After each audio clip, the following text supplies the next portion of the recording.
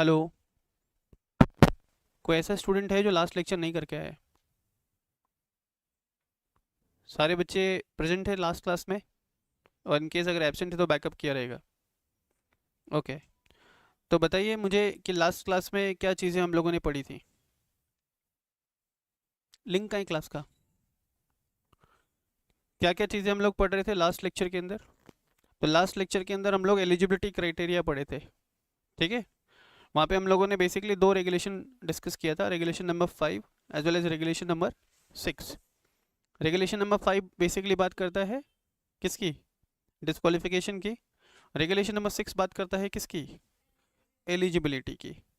I hope उसमें किसी को कोई भी डाउट नहीं है डाउट किसी को? ओके।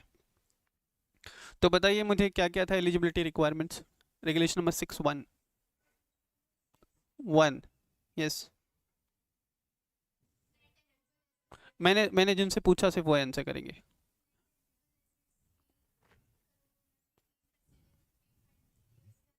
हम्म।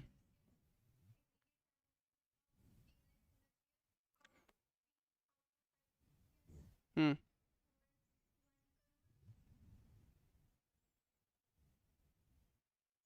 क्या 1 करोड़? हम्म। और जो था न्यू नेम था?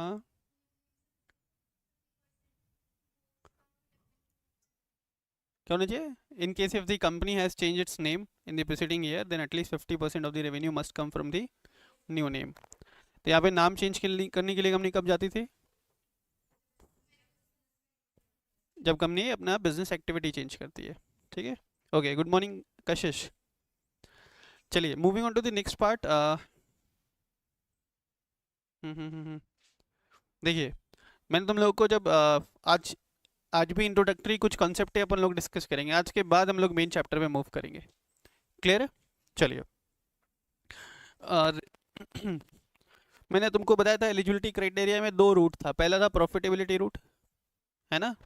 प्रॉफिटेबिलिटी रूट, और दूसरा था QIB root.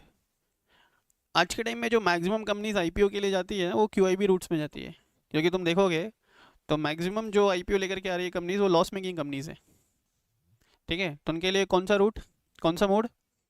QIB root. Clear है? चलिए moving on to the next part. देखिए, अदर रेगुलेशंस पे आइए एक बार। Other regulations, regulation number 9। Regulation number 9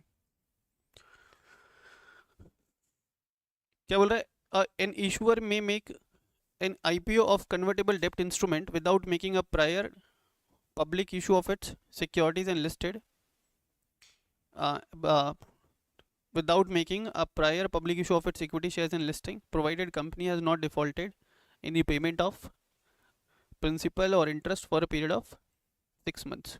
क्या मतलब है? ऐसा मतलब लिखिए एक बार। अ कंपनी कैन, देखो अभी जो आप आईपीओ का जब जनरल कंडीशंस पढ़ रहे थे ना, आप कौन से सिक्योरिटीज के एस्पेक्ट में पढ़ रहे थे? Equity shares as well as convertible डेप्ट इंस्ट्रूमेंट। कन्वर्टेबल डेप्ट इंस्ट्रूमेंट का मतलब क्या? तो एक एडिशनल कंडीशन लगाता है रेगुलेशन नंबर 9। बोला अगर कंपनी आईपीओ लेकर के आ रहा है in the form of convertible डेप्ट इंस्ट्रूमेंट, अगर कंपनी आईपीओ लेकर के आ रहा है in the form of convertible डेप्ट इंस्ट्रूमेंट, वहाँ पे कंपनी को इंश्योर करना पड़ेगा क्या? कि उन कन्वर्टेबल डेप्ट इंस्ट्रूमेंट पे कंपनी ने कोई भी डिफॉल्ट ना किया हो in the payment of interest. देखो, कन्वर्टेबल डेप्ट इंस्ट्रूमेंट क्या होगा बेटा? हाँ, which can be convertible into the equity. लेकिन जब तक वो इक्विटी में कन्वर्ट नहीं होता है तब तक उसके ऊपर इंटरेस्ट पे करना रहेगा, नहीं रहेगा? यस। तो कंपनी ने उसके इंटरेस्ट पेमेंट में कोई भी डिफॉल्ट नहीं किया हो, then only company can go for issue of convertible डेप्ट इंस्ट्रूमेंट इन एन आईपीओ। ठीक है।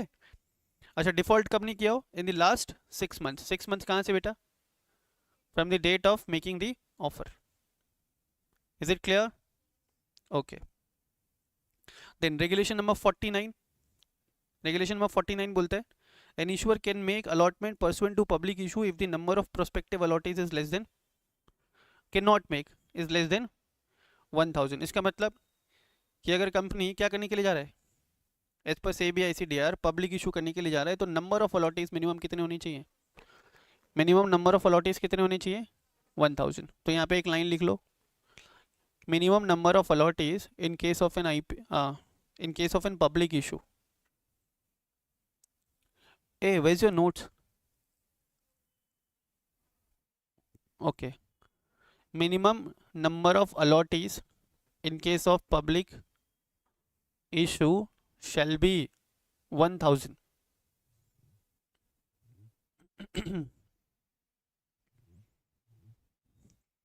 Minimum number of allottees in case of an IPO shall be 1000.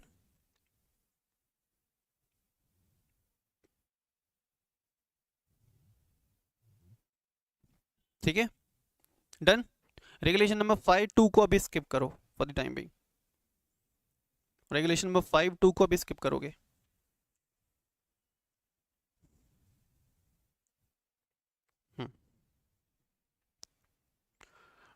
अब नेक्स्ट तुमको दे रखा है एलिजिबिलिटी फॉर एफपीओ. देखो एक बात समझो, आईपीओ के टाइम पे ना an number of conditions impose किए गए थे सेबी के द्वारा. क्यों ऐसा? क्योंकि सेबी को वो कंपनी पे अभी ट्रस्ट नहीं है ना, सेबी को ट्रस्ट है कंपनी के बारे में, सेबी को मालूम ही नहीं है ज़्यादा कुछ, कंपनी अच्छी है बुरी है, बहुत अच्छी है बहुत बुरी है, इसलिए इन number of restrictions have been imposed once the company has been listed.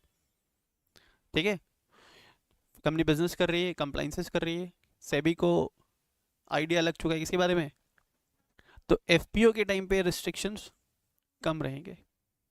ठीक है, तो देखो एफपीओ के टाइम पे सिर्फ एक ही रिक्वायरमेंट है, क्या, that if the company have change its name in the preceding financial year then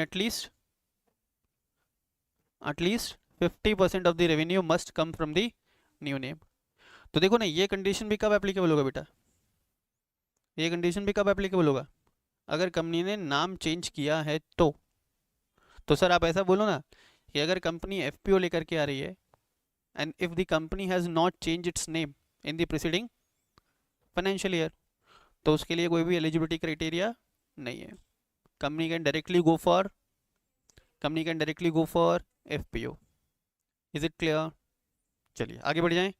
अच्छा, अगर कंपनी ने नाम चेंज किया है और 50% ऑफ रेवेन्यू वाला क्राइटेरिया फुलफिल नहीं हो पा रहा है, तो वहाँ पे भी क्या करना पड़ेगा, कंपनी को क्यूआईबी रूट में जाना पड़ेगा. क्यूआईबी रूट में मतलब दो बेसिक क्राइटेरिया है, पहला बुक बिल्डिंग मेथड से जाना पड़ेगा, plus at least 75% of the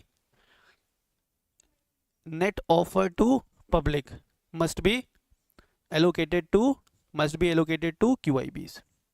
QIBs कौन थे बेटा? Very good, apart from the full form बड़े इन्वेस्टर्स. ठीक है, जो करोड्स ऑफ रुपीज में इन्वेस्टमेंट करते हैं, बैंक हो गया, प्रोविडेंट फंड हो गया, म्यूचुअल फंड हो गया, वेंचर कैपिटल फंड हो गया. Is it clear? चलो आगे आओ. अब ये है regulation number 30, very important. Regulation number 30.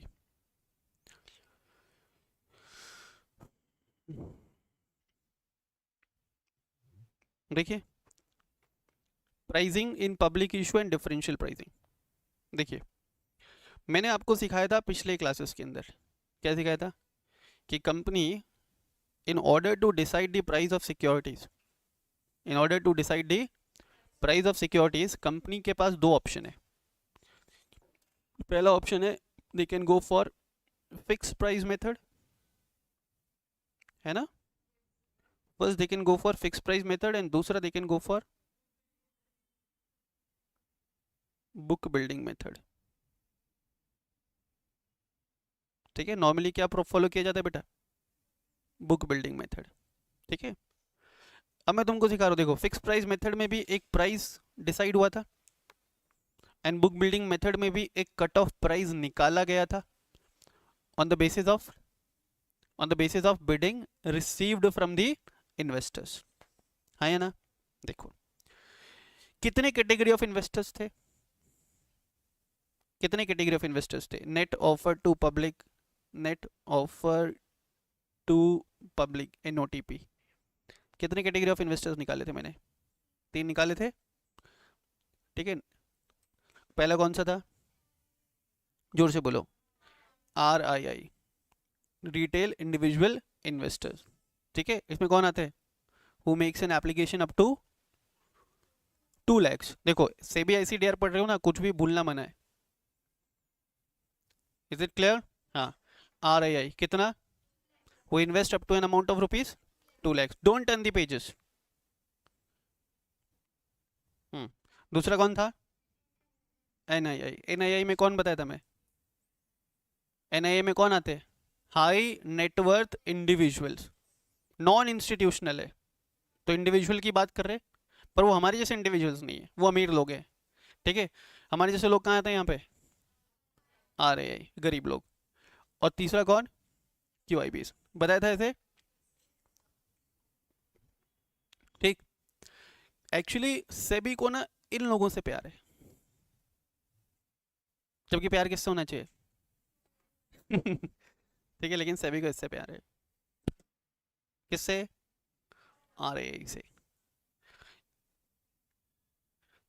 तो यहाँ पे कंपनी के पास एक ऑप्शन है, जो कंपनी सिक्योरिटीज इशू कर रही है ना, वो कंपनी के पास ऑप्शन है। कंपनी चाहे तो तीनों कैटेगरी ऑफ इन्वेस्टर्स से same amount of price charge कर सकती है। कंपनी के पास ऑप्शन है, company can either charge same price from all the categories of investors, पहला ऑप्शन ये। दूसरा, कंपनी चाहे तो can charge, company can charge differential price. हाँ हाँ हाँ, differential price from different categories of investors, ठीक है। मेरी बात समझ में आ रही है क्या? फिर मैंने तुमको एक और चीज़ बताया था कि at the time of public issue company can also make reservations. First lecture में बताया था, company can also make reservations in favour of their employees. तो reservations can be made either in favour of employees और it can even be made in the favour of their existing shareholders. It can even be made in favour of their existing shareholders. मेरी बात समझ में आ रही क्या? ठीक है। तो देखो, मैंने तुमको कैलकुलेट करना सिखाया था, इशू साइज में से क्या माइनस किया था अपन ने? प्रमोटर्स कंट्रीब्यूशन, माइनस क्या किया था? रिजर्वेशंस। क्या रिजर्वेशंस मैंडेटरी है? नो। तो यहाँ पे मैं लिखूंगा इफ एनी। फिर जो शेयर्स बचे वो क्या कहलाते? Net offer to public, net offer to public. अच्छा मुझे चलो मैं बाद में बताऊंगा ये पॉइंट। ये आ गया, ये आ गया, ये आ गया। तो यहाँ पे जो रिजर्वेशंस की मैंने बात की थी, वो रिजर्वेशंस किसके फेवर में हो सकता था बेटा? It can either be in favour of employees और it can either be in the favour of existing shareholders. समझ में आ रहा है सबको? हाँ। तो कंपनी के पास ऑप्शन है कि कंपनी अलग अलग इन्वेस्टर्स से अलग अलग प्राइसिंग चार्ज कर सकते हैं। Company may charge lower price from their existing share holders और from their employees as compare to the price charge from the QIBs।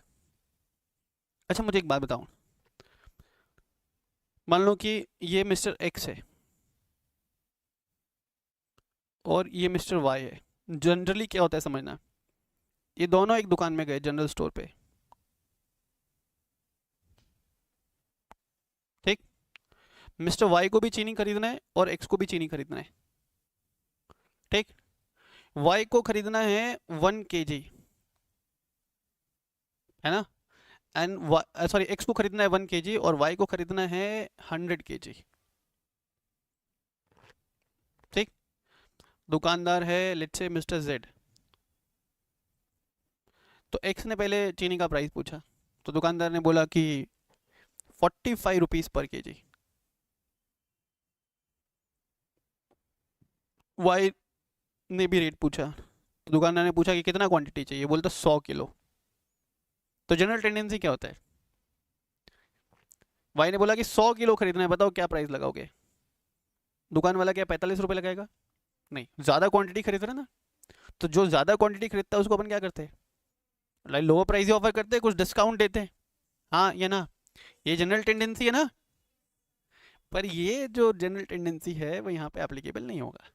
ज़्यादा शेयर्स कौन खरीद रहा है, QIBs। ज़्यादा पैसे कौन लगा रहा है, QIBs। लेकिन सेबी को किससे प्यार है, RII से। तो मैं ये कहना चाहता हूँ कि कंपनी पब्लिक इशू में अगर डिफरेंशियल प्राइसिंग के लिए जा रही है, पहले तो ये मैंडेटरी नहीं है, कंपनी हैव एन ऑप्शन। अगर कंपनी डिफरेंशियल प्राइसिंग के लिए जा रही है तो वो केस में कंपनी के पास ऑप्शन है कि वो अलग अलग कैटेगरी ऑफ इन्वेस्टर से अलग अलग प्राइसेस चार्ज करे। तो अपने एम्प्लॉयज से या एग्जिस्टिंग शेयर होल्डर से कंपनी कम पैसा चार्ज कर सकती है, बट जो पैसा QIB से चार्ज कर रही है company, that should not be less then, that should not be less than the price charge from other category of investors. Normally क्या होता है, जो ज़्यादा पैसा लगाता है या जो बल्क क्वांटिटी लेता है उसको ज़्यादा डिस्काउंट मिलता है। यहाँ पे वो प्रोविजन एप्लीकेबल नहीं होगा, या मतलब वो जनरल टेंडेंसी, जनरल प्रिंसिपल यहाँ पे एप्लीकेबल नहीं होगा। बोला किसी भी सूरत में तुम QIB से कम पैसा नहीं लोगे as compare to the price charge from other category of investors. Is it clear? ठीक है, तो देखो देखो होता क्या है समझना। मैंने तुमको सिखाया था पहले लेक्चर के अंदर बुक बिल्डिंग के बारे में, पहले में बताया, दूसरे में बताया था, सेकेंड लेक्चर में बताया था। देखो बुक बिल्डिंग में क्या हो रहा है, प्राइस डिस्कवरी मेथड था,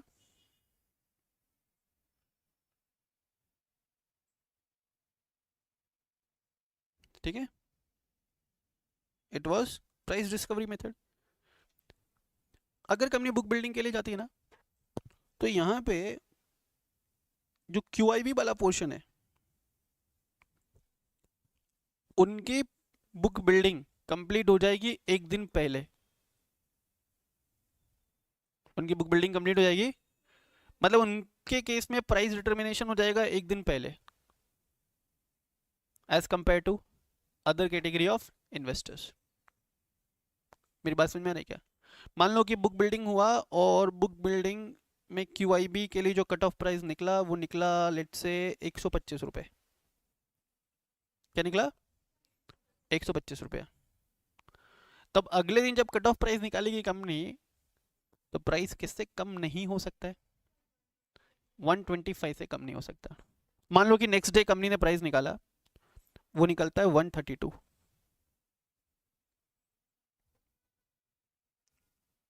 क्या निकला? For RII category. और QIB वाला जो पोर्शन था उसके लिए तो बुक बिल्डिंग एक दिन पहले हो गया, तो उनका प्राइस कितना निकला था, 125। तो इस केस में इनको 7 रुपये बढ़ा करके देना पड़ेगा, 7 रुपये, हाँ, इनको 7 रुपये बढ़ा करके देना पड़ेगा। सर इसका उल्टा हो जाए तो, अब मान लो कि इनका प्राइस निकला 123 और QIB के लिए कितना निकला था, तो उस केस में QIB को 125 में ही इशू होगा। मेरी बात समझ में आ रही है क्या?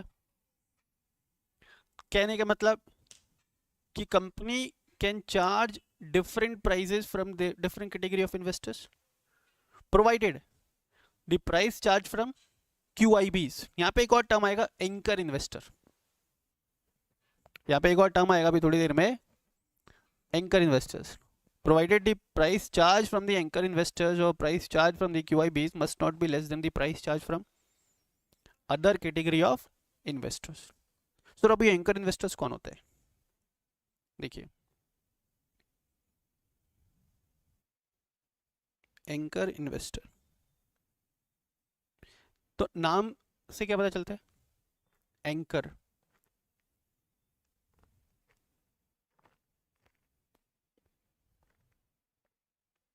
अच्छा मुझे एक बात बताओ, जब भी कोई पर्सन, कोई भी इंस्टीट्यूशन किसी कंपनी में पैसा लगाएगा, बेसिक पर्पस क्या है?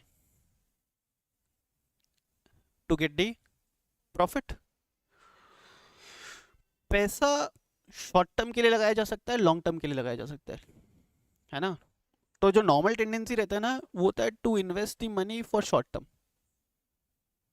हम बहुत लालची लोग हैं, हमको एवे ही बोला जाता है कंपनी का ओनर, हमको ये ओनर वोनर नहीं है, ओनर वाले काम नहीं, लखन नहीं हमारे। सुबह मैंने एक कंपनी का शेयर खरीदा 100 रुपये में, 9:20 पे, 3 बजे तक जाते जाते उसका शेयर प्राइस हो गया 140 रुपये। मैं क्या करूँगा? बेच के निकल जाऊँगा? मैं कौन हूँ? लालची इन्वेस्टर। इन्वेस्टर तो लालची होते हैं। तो मेजॉरिटी इन्वेस्टर्स जो पैसा इन्वेस्ट करते हैं किसके अंदर? सिक्योरिटीज के अंदर, that is for short term purpose. अब वो कोई भी इन्वेस्टर हो गया, चाहे वो एनआईआई हो गया, चाहे वो क्यूआईबीज हो गया, चाहे वो आपका आरआईआई। आरआईआई तो शॉर्ट टर्म इन्वेस्टमेंट ही है मैक्सिमम केसेस में। 2 रुपये ज़्यादा मिला बेच जाएंगे, 50 पैसे ज़्यादा मिलता है तो भी बेच के निकल जाते हैं, 20 पैसा ज़्यादा मिलता है तो भी बेच करके निकल जाते हैं। Is it clear? अब ये जो एंकर इन्वेस्टर्स है ना, ये वो लोग हैं जो बहुत लार्ज सम ऑफ मनी लगा रहे हैं। किसमें? कंपनी में, eight the time of either IPO और एफपीओ। मेरी बात ध्यान से सुनना, दिमाग को ऐसा खुला रखो please. Huge sum of money लगा रहे, तो मुझे बताओ ह्यूज सम ऑफ मनी कौन लगाता है? क्यूआईबीज। तो anchor investor will also be one of the QIBs. It can either be any bank, any financial institutions, venture capital fund, mutual fund, provident fund. Is it clear? Gratuity fund. लेकिन ये company को firm commitment देते हैं, 1 साल तो तुम पैसा मैं डाल के रखूंगा तेरी कंपनी में, 1 साल से पहले नहीं बेचूंगा। मेरी बात समझ में आ रही है क्या? तो ये जो एंकर इन्वेस्टर्स हैं, ये कंपनी को एक तरीके से श्योरिटी दे रहे हैं। पहले तो बड़ा पैसा लगा रहे, ठीक है, प्लस ये श्योरिटी दे रहे कंपनी को, किस बात का? कि पैसा मैं लॉन्ग टर्म के लिए इन्वेस्ट करूंगा। तो यहाँ पे कंपनी एंकर इन्वेस्टर से जो प्राइस चार्ज करेगी, that must not be less than, क्योंकि it is also one of the QIBs. और अभी थोड़ी देर पहले पढ़ा है सबने, price charge from the QIBs must not be less than the price charge from other category of investors. मेरी बात समझ में आ रही है? तो एंकर इन्वेस्टर से भी जो प्राइस चार्ज करेगी company, that should not be less then. तो सर अब एक और क्वेश्चन हमारा, आरआईआई से कम पैसा चार्ज कर सकते हैं as compare to the other category of investors? क्या वो मैंडेटरी है? नो, कंपनी के पास ऑप्शन है। कंपनी चाहे तो ऐसा कर सकती है, चाहे तो ना करे। सर कितना कम प्राइस चार्ज कर सकती है? तो यहाँ पे बोला गया 10% तक का वेरिएशन रह सकता है। कितने का? 10% तक का वेरिएशन रह सकता है। अगर कंपनी एम्प्लॉयज को शेयर्स रिजर्व कर रही है, तो एम्प्लॉयज से कम पैसा ले सकती है। कितने तक का वेरिएशन रह सकता है बेटा? 10% तक का वेरिएशन रह सकता है। आई hope you got the concept. ठीक है, अब मैं चाहूंगा तुम लोगों से एक बार इसको पढ़ो, फिर मैं पढ़ाऊंगा। एक बार रीड करो तो इसको। क्या नाम है आपका? आप शेयर करो। कशिश, कशिश लखानी, क्या आपको क्लियर है सारी चीज़ें?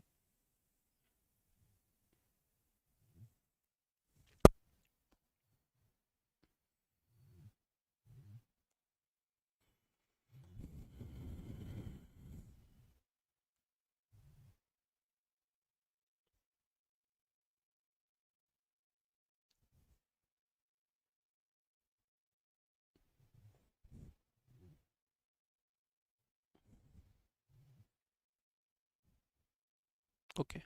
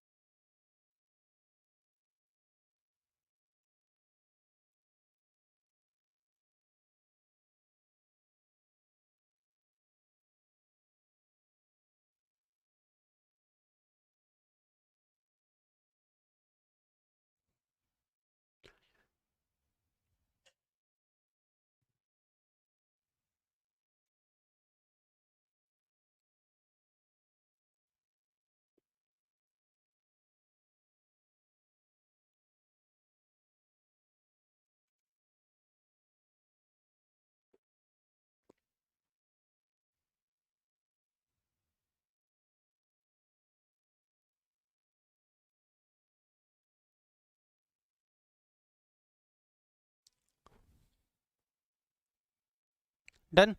चलो अब देखो, एन इशूअर में offer equity shares and convertible securities at different prices subject to the following condition. क्या बोला? रिटेल इंडिविजुअल इन्वेस्टर्स और शेयर होल्डर्स और एम्प्लॉइज इंटाइटल्ड फॉर रिजर्वेशन, अभी थोड़ी देर पहले मैंने आपको बताया था, है ना? कंपनी जब इशू लेकर के आती है तो कंपनी रिजर्वेशन कर सकती है इन फेवर ऑफ देयर एम्प्लॉइज और एग्जिस्टिंग शेयर होल्डर्स, ठीक है? Making an application for equity shares and convertible securities of not more than 2 lakhs may be offered equity shares and convertible securities at a price lower than the price at which net offer to made to the other category of applicants। और वो price में variation कितने तक का रह सकता है बेटा?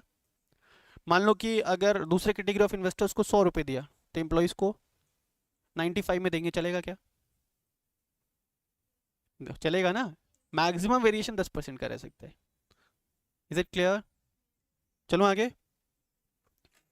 फिर देखा, in case of book building issue the price of equity shares and convertible securities offer to an anchor investor. मैंने बताया था आपको एंकर इन्वेस्टर्स के बारे में, कौन था? QIB, ठीक है? It should not be less than the price charge from other category of investors. SEBI को किससे प्यार है? Next, in case if the issuer opt for an alternate method of book building. Alternate method of book building तो sir ने पढ़ा है नहीं। तो यहाँ पे इधर लगाओ क्वेश्चन मार्क, अभी पहले पढ़ाऊंगा तब तो,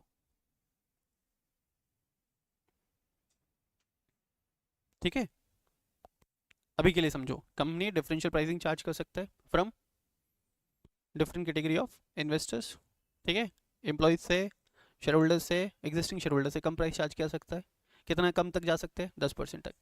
किसी भी कीमत पे जो प्राइस आप QIB से ले रहे हो या एंकर इन्वेस्टर से ले रहे हो, it shall not be less then price charge from other category of investors. चलो आगे। ओके, उसके बाद है इस पे फेस वैल्यू पे। ये शायद तुम्हारे सिलेबस से भी हट चुका है, ठीक है? मैं एक बार फिर से मॉड्यूल में कंफर्म करूंगा, अगर होगा मॉड्यूल में I will teach, otherwise skip it, ठीक है? यहाँ पे बता रखा है कि भाई इशू प्राइस अगर एक पर्टिकुलर रहा तो वहाँ पे फेस वैल्यू क्या रह सकता है, ठीक है? It is being deleted from your syllabus. फिर भी स्टिल अगर हुआ तुम भी मुझे चेक करके बताना, हुआ तो आई विल टीच। आओ next, very very very important, promoters contribution. अब देखो, जैसे कि मैंने तुम लोगों को कहा था कि ये इंट्रोडक्टरी लेक्चर्स हैं सेबी ICDR के, पहला हुआ, दूसरा हुआ, आज तीसरा है, ठीक है?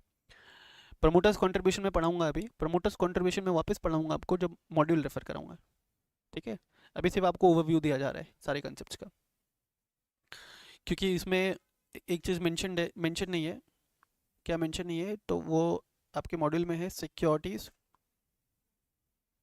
In eligible for promoters contribution.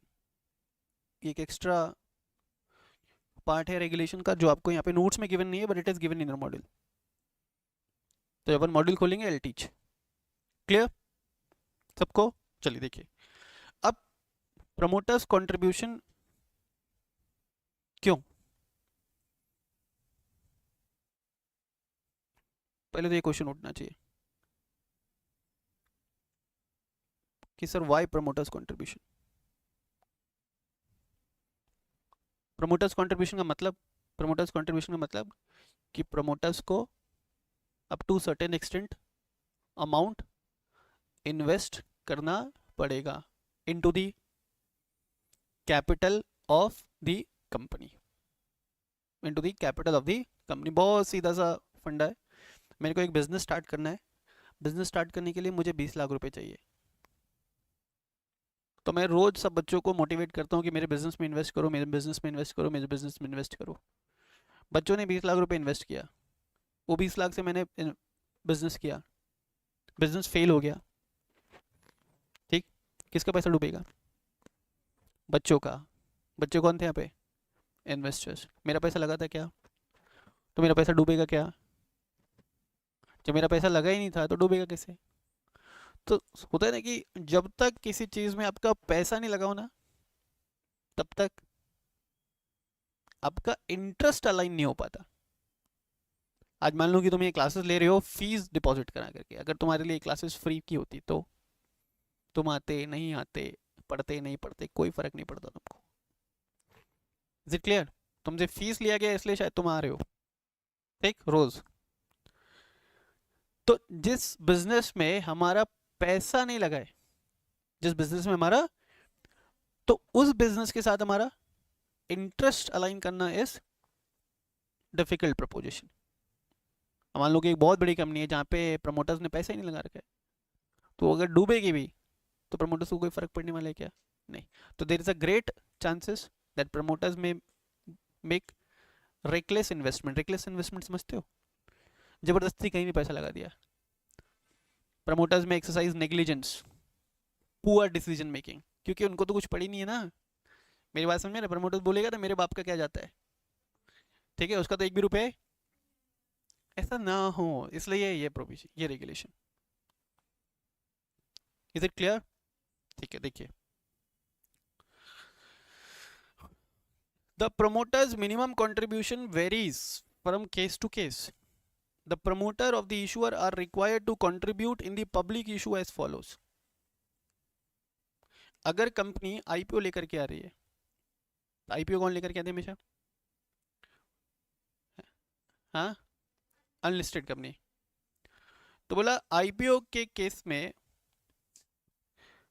Promoters को इंश्योर करना पड़ेगा कि जो उनका पोस्ट इशू कैपिटल है, पोस्ट इशू कैपिटल मतलब इशू करने के बाद, तुम समझना, देखो बोला in case of IPO post issue capital होना चाहिए प्रमोटर्स का 20% या उससे ज्यादा। फिर से बोलो, बोलो, इन केस ऑफ आईपीओ प्रमोटर्स का कंट्रीब्यूशन होना चाहिए 20% या उससे ज्यादा। सिंपल है, अब समझते हैं इसको। देखिए, मान लो एक कंपनी है ए लिमिटेड, ठीक, ये कंपनी का एग्जिस्टिंग कैपिटल, एग्जिस्टिंग बोल रहा हूं मैं, है लेट्स से 60 करोड़। तो मैं अगर बोल रहा हूँ एग्जिस्टिंग कैपिटल 60 करोड़ है, ये पैसा किसने लगाया रहेगा कंपनी में? ए लड़की, स्क्रीन पे देख, हाँ, वो पैसा किसने लगाया रहेगा? एग्जिस्टिंग कैपिटल में बोला 60 करोड़, किसने लगाया रहेगा? प्रमोटर्स ने लगाया रहेगा, हाँ या ना? ठीक है। अब कंपनी आईपीओ लेकर के आना चाह रही है और कंपनी आईपीओ ला रही है 100 करोड़ का, ठीक है। तो पोस्ट इशू कैपिटल कितना होगा? दिलशान, दिलशान या दिशान, क्या नाम है? हाँ, पोस्ट इशू कैपिटल कितना होगा?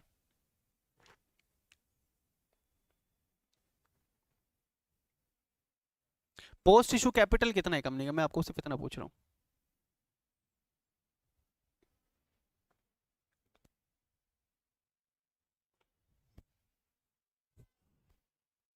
फिजिकली है तो यहाँ पे, मेंटली कहीं और किसी और के साथ।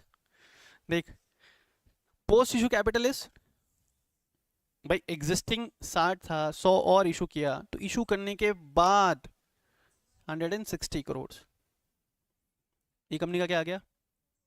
पोस्ट इशू कैपिटल, है ना? अब इनमें से प्रमोटर्स के पास कितना होना चाहिए?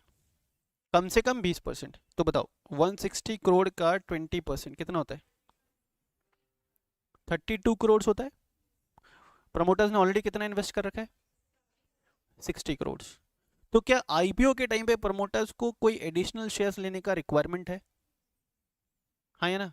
No, because promoters are already fulfilling the criteria of 20% of the post issue capital.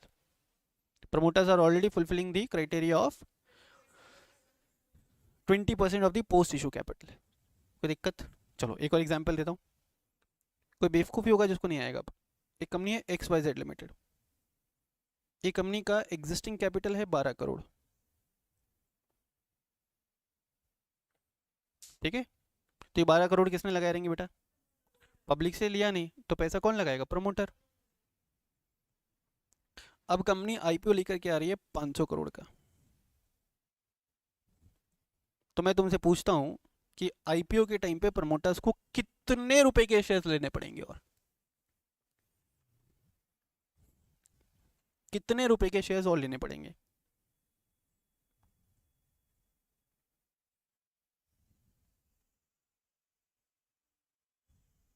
है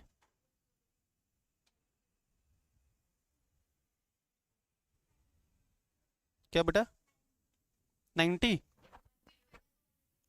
देखो पोस्ट इशू कैपिटल निकालो पहले, कितना हो रहा है? 512 करोड़। 512 करोड़ का 20% कितना हो रहा है?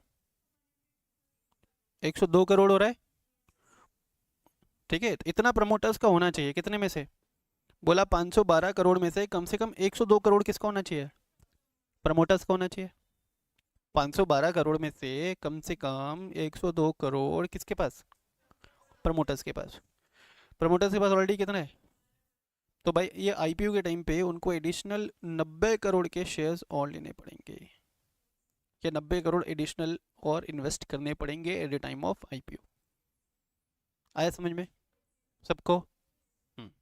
तो प्रमोटर्स कंट्रीब्यूशन हम पढ़ रहे हैं, मिनिमम प्रमोटर्स कंट्रीब्यूशन कम से कम 20% है, 20 से ज़्यादा हो सकता है। Is it clear? नेक्स्ट देखिए, फिर बोला in case of an FPO. FPO हमेशा लाने के टाइम पे कंपनी क्या होगी? Listed. In case of an FPO by listed company, बोला या तो 20% of the proposed issue, either 20% of the proposed issue और सेटिस्फाई करो 20% of the post issue capital. या तो 20% ऑफ प्रपोज्ड इशू, या आप इंश्योर कर दो क्या? 20% ऑफ पोस्ट इशू कैपिटल। ठीक है, इन दोनों में से कोई भी एक क्राइटेरिया फुलफिल करना है, किसको? प्रमोटर्स को। ठीक है, देखो सेम एग्जांपल ले रहा हूं मैं। इस वाले एग्जांपल में मुझे बताओ इस कंपनी का पोस्ट इशू कैपिटल कितना हो गया था? 512 करोड़ हो गया था आईपीओ के बाद, है ना? जिसमें प्रमोटर्स के पास कितना था? अबे 102 करोड़ था ना? क्या है यार तुम लोग। तो आईपीओ के बाद कंपनी का पोस्ट इशू कैपिटल था मेरे एग्जांपल में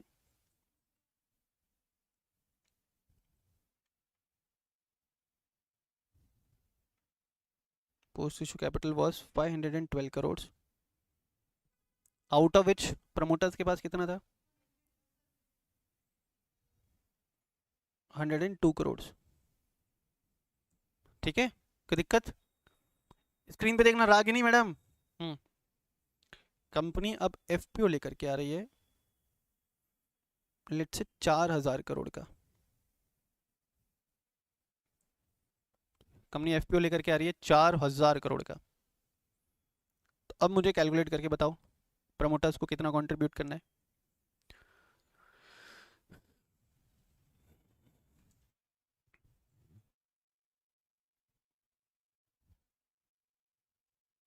बोला या तो प्रपोज इशू का 20% ले लो सर, तो वो कितना आ रहा है बेटा? 800। या पोस्ट इशू का 20% ले लो, पोस्ट इशू कैपिटल कितना निकलेगा बेटा? 4512 करोड़। हाँ या ना? 4512 करोड़ निकलेगा पोस्ट इशू कैपिटल इस केस में। इसका 20% कितना आ रहा है? 902.4। मेरी बात समझ में आ रही है क्या? इतना होना चाहिए पोस्ट इशू कैपिटल, जिसमें से ऑलरेडी कितना है? ऑलरेडी कितना है? तब कितना बचा? 800 बचा। 804 मतलब 800 करोड़ 40 लाख, ऐसे लिख देता हूं मैं। 800 करोड़ 40 लाख। मेरी बात समझ में आ रही है क्या? तो प्रमोटर्स को फायदा किस में है? कि वो 20% ऑफ प्रपोज इशू के लिए चला जाए। मेरी बात समझ में आ रही है क्या? In case of an FPO it will be either 20% of, बोला या तो प्रपोज इशू का 20% या जो पोस्ट इशू कैपिटल है उसका 20%, इन दोनों में से कोई एक। ठीक है, मिनिमम प्रमोटर्स कंट्रीब्यूशन। किसी के ऊपर से गया, अगर ऊपर से गया तो आस पड़ोस वाले से पूछ लो।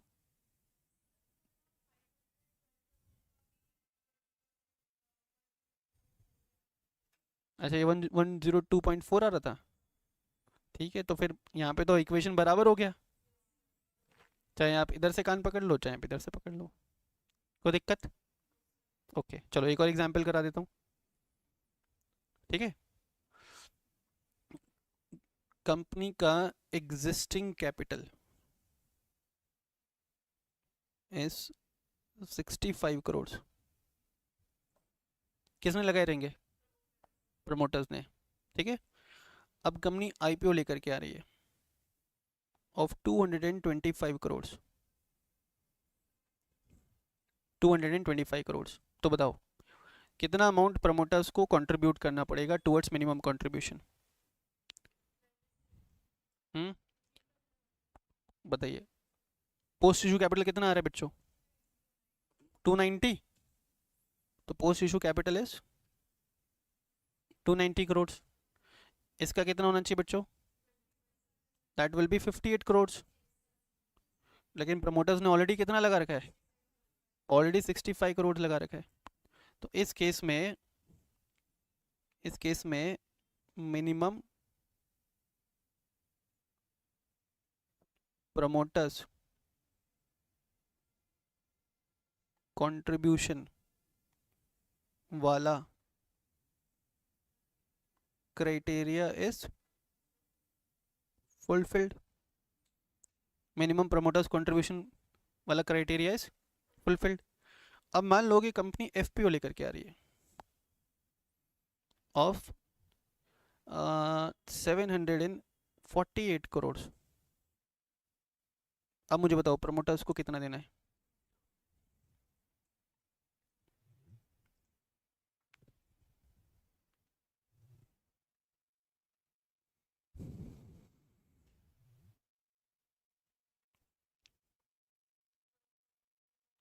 तो 782 करोड़ प्रपोज इशू का या तो 20% ले लो, तो प्रपोज इशू का 20% कितना है बच्चों? है 149.6, या पोस्ट इशू का 20% ले लो, तो पोस्ट इशू कैपिटल कितना निकलेगा इसका? पोस्ट इशू निकलेगा 290 प्लस 748, कितना हो रहा है वो?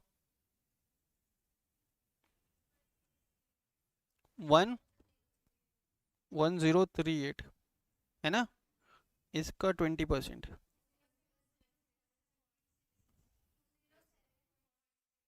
207.6। कम पैसा प्रमोटर का किस में लगेगा? हाँ प्रमोटर पैसा है तो देखें either go for this option also. अच्छा हाँ हाँ हाँ हाँ, 65 तो पहले से इसमें 142.6, इतना एडिशन लगाना पड़ेगा, ठीक है।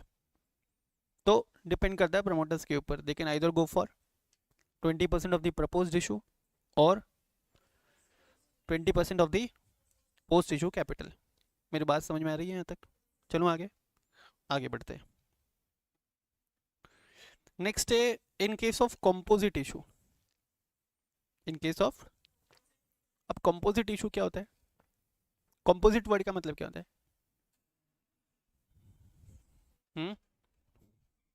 Mixture of any two things या टू और मोर थिंग्स। तो देखो समझने की कोशिश करना आप। देखो मैंने अभी थोड़ी देर पहले तुम लोगों को सिखाया एक चीज़, कंपनी पब्लिक इशू ला रही है, ठीक। पहले कौन डालेगा पैसा? प्रमोटर्स, है ना, in the name of promoters contribution. फिर कंपनी क्या कर सकती है? अबे यार, reservations. What company can do? Reservations. क्या रिजर्वेशंस मैंडेटरी है? नो। तो रिजर्वेशंस क्या है? ऑप्शनल, ठीक है। रिजर्वेशंस किसके फेवर में हो सकता है? Either in case of employees और एग्जिस्टिंग शेयर होल्डर्स। तो जिन बच्चों ने कंपनी लॉ पढ़ा है थोड़ा बहुत, राइट शेयर्स क्या होते हैं? एग्जिस्टिंग शेयर होल्डर्स को जब देते हैं shares at the time of public issue, यही है ना? तो तुमको नहीं लगता कि एग्जिस्टिंग शेयर होल्डर्स को दे रहे हैं तो इसको क्या माना जाएगा? Right shares. और अगर पब्लिक इशू का पार्ट है और कंपनी एम्प्लॉयज़ को भी शेयर्स इशू कर रही है तो उसको अपन बोलते हैं ESPS। ईसॉप नहीं बोलते, ESOP is a different thing. ESPS। मेरी बात समझ में आ रही है क्या? कंपनी रिजर्वेशन कर सकती थी इन लोगों के नाम पे, हाँ या ना? कर सकती थी, करेगी, ये मैंडेटरी नहीं है। अगर रिजर्वेशन किया तो तुम समझो ना, तीन एलिमेंट इन्वॉल्व है, पब्लिक इशू भी है, ESPS भी है और राइट इशू भी है, तीनों एक साथ हो रहे ना। अगर रिजर्वेशन एग्जिस्टिंग एम्प्लॉयज के फेवर में हो रहा है तो that will be considered as employee stock purchase scheme. अच्छा, और यहाँ पे जो प्राइस ऑफर किया जा सकता है वो क्या हो सकता है बच्चों? कम हो सकता है। यहाँ पे जो प्राइस ऑफर किया जा सकता है वो कम हो सकता है। अभी थोड़ी देर पहले पढ़ा है सर हमने, डिफरेंशियल प्राइसिंग। लिंक हो रहा है कॉन्सेप्ट, मेरी बात समझ में आ रही है? तो अगर कंपनी क्या करे, देखो पब्लिक इशू में और भी एलिमेंट्स ऐड कर रही है, अगर कर रही है तो ऐसे इशू को अपन क्या बोलते हैं?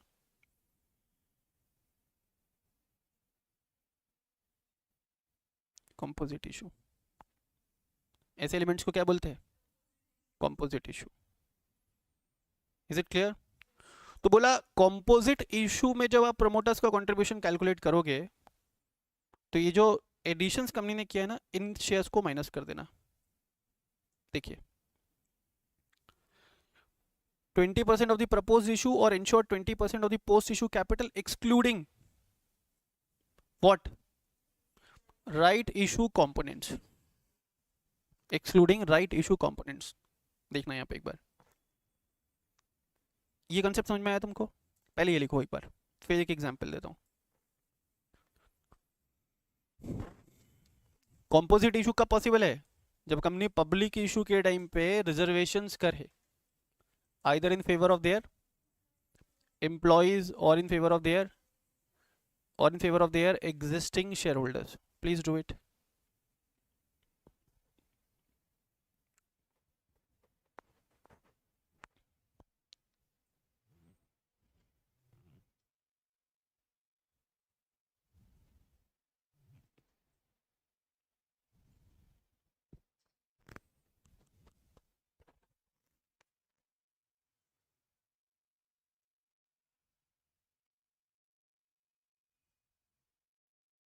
आप सबके पास सेबी का मॉड्यूल है, ICSI वाला, सबके पास, नए पुराने सारे स्टूडेंट्स? अभी आया नहीं है?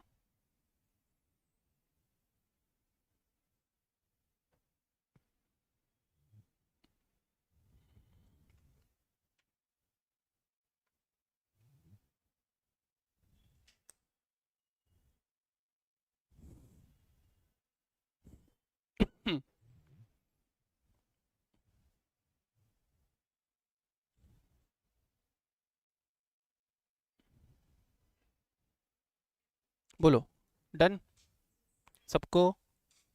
चलो आगे, चलिए देखिए। तो बोला कंपोजिट इशू के केस में अगर आप प्रमोटर्स कंट्रीब्यूशन निकाल रहे हो तो कौन सा एलिमेंट माइनस करना है? कौन सा एलिमेंट माइनस करना है? राइट इशू वाला। ठीक है, फिर से एक बार पढ़ लो। Promoters contribution in case of composite issue will B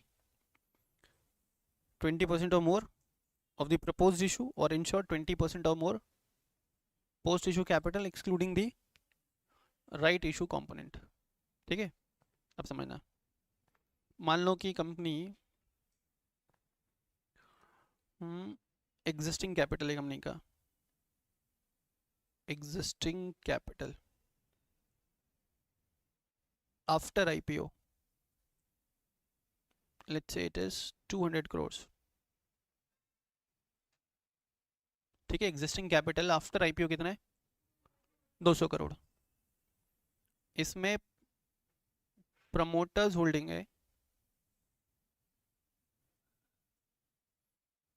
83 crore का। प्रमोटर्स होल्डिंग 83 करोड़ और पब्लिक होल्डिंग है लेफ्ट ओवर बैलेंस 117 करोड़।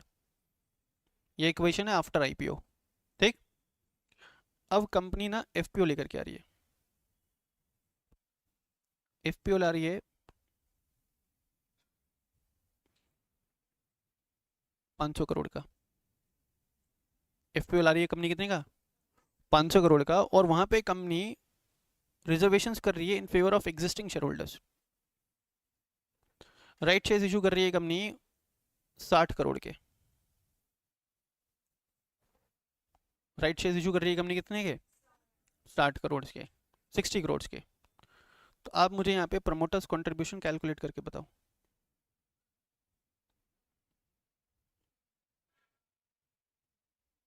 सीधी सी बात है, ये जो राइट शेयर वाला जो एलिमेंट है ना, ये क्या कर दूंगा मैं?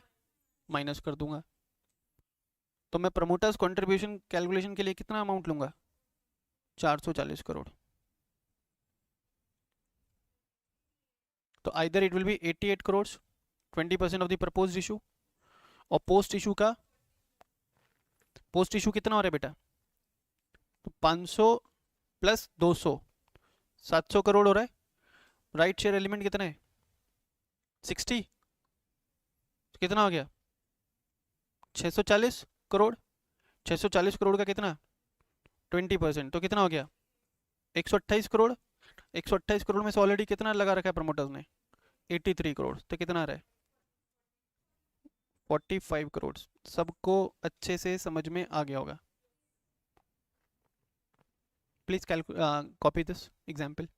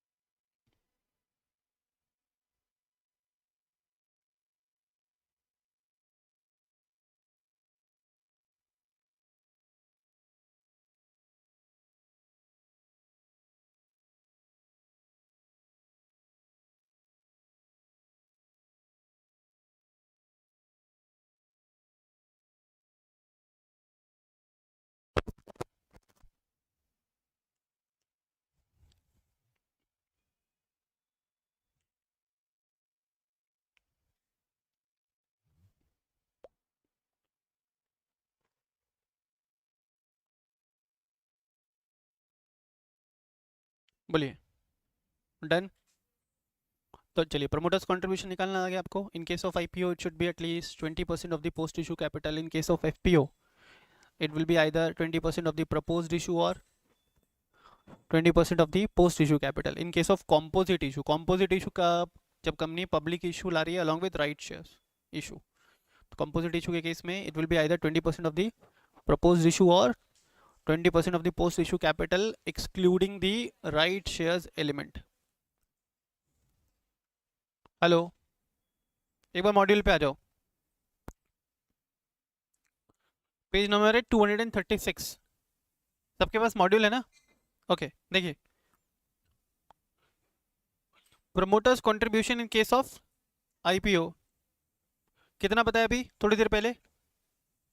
आईपीओ के केस में प्रमोटर्स कंट्रीब्यूशन कितना? 20% ऑफ पोस्ट इशू कैपिटल। ठीक है।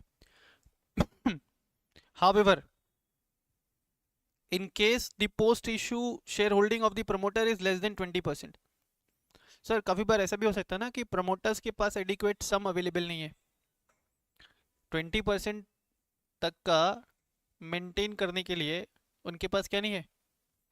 फंड्स की अवेलेबिलिटी नहीं है। मेरी बात समझ में आ रही है क्या?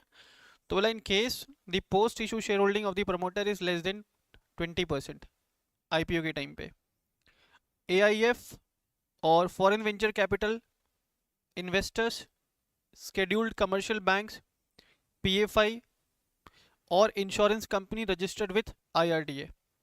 यहाँ पे 5 एंटिटीज की बात की गई है। पहला है एआईएफ, दूसरा शेड्यूल्ड कॉमर्शियल बैंक, तीसरा फॉरेन वेंचर कैपिटल इन्वेस्टर्स, चौथा कोई भी पब्लिक फाइनेंशियल इंस्टीट्यूशन, और पांचवा है इंश्योरेंस कंपनी। इनको आप नाम दे दो हेल्पर्स का। क्या नाम दे दोगे? हेल्पर्स। ये जो शॉर्ट फॉल है 20% का, वो फुलफिल कर सकते हैं। They can also contribute up to the extent of maximum 10%। They can also contribute up to the extent of maximum 10%। कब? If the promoters are unable to maintain their holding. कितना? 20%। ठीक है। फॉर एग्जाम्पल देखिए, 5 parties में क्या क्या नाम बताया था मैंने? AIF, foreign capital, foreign venture capital investors, scheduled commercial bank, then PFIs and insurance companies. चलो फिर से एक बार, कौन? AIF ऑल्टरनेटिव इन्वेस्टमेंट फंड्स, दूसरा फॉरेन वेंचर कैपिटल इन्वेस्टर, तीसरा PFI, चौथा शेड्यूल्ड कमर्शियल बैंक, और पांचवा इंश्योरेंस कंपनी। ठीक है। तो ये लोग कंट्रीब्यूट कर सकते हैं टू मीट द शॉर्टफॉल। इनका मैक्सिमम कंट्रीब्यूशन कितना हो सकता है? Up to the extent of 10%। Is it clear? तो फॉर एग्जांपल देखिए, कंपनी ए लिमिटेड, और कंपनी का existing capital let's say 50 crore. Company का एग्जिस्टिंग कैपिटल 50 करोड़। अब कंपनी 500 करोड़ का आईपीओ लेकर के आ रही है। एग्जिस्टिंग कैपिटल है 50 करोड़ और कंपनी 500 करोड़ का आईपीओ लेकर के आ रही है।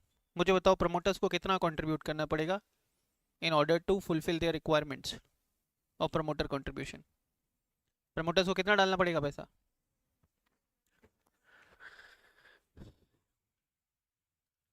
भाई 550 करोड़ पोस्ट इशू कैपिटल हो गया, इसका 20% कितना हुआ बेटा? 110 करोड़, है ना? 110 करोड़ का होल्डिंग होना चाहिए किसके पास? प्रमोटर्स के पास। ठीक है। अब मान लो कि प्रमोटर एक्चुअली में 110 करोड़ होना चाहिए, 50 करोड़ ऑलरेडी है, तो एडिशनल कितना उनको सब्सक्राइब करना पड़ेगा बच्चों? 60 करोड़ एडिशनल सब्सक्राइब करना पड़ेगा, हाँ या ना? मान लो उनके पास सिर्फ 40 करोड़ है पे करने के लिए, तो शॉर्टफॉल कितने का हुआ? शॉर्टफॉल कितने का हुआ? 20 करोड़ का। ठीक है। बोला ये जो 20 करोड़ का शॉर्टफॉल है, it can be met by वो 5 हेल्पर्स। कौन कौन थे?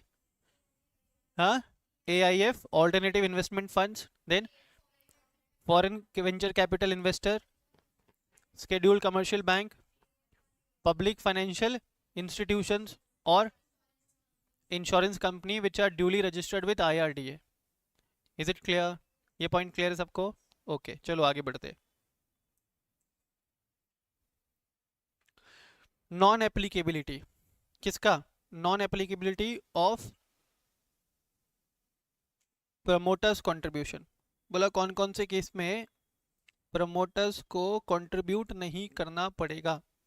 कौन कौन से केसेस में प्रमोटर्स को कंट्रीब्यूट नहीं करना पड़ेगा? तो पहला केस है if the company do not have any verified promoter.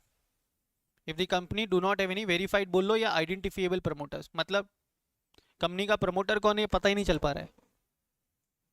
If the company do not have any identifiable promoters, ठीक है, हाइपोथेटिकल सिचुएशन है, प्रैक्टिकली नॉट पॉसिबल। तो अगर कंपनी का प्रमोटर आइडेंटिफिएबल नहीं है तो वो केस में ये रेगुलेशन एप्लीकेबल नहीं होगा।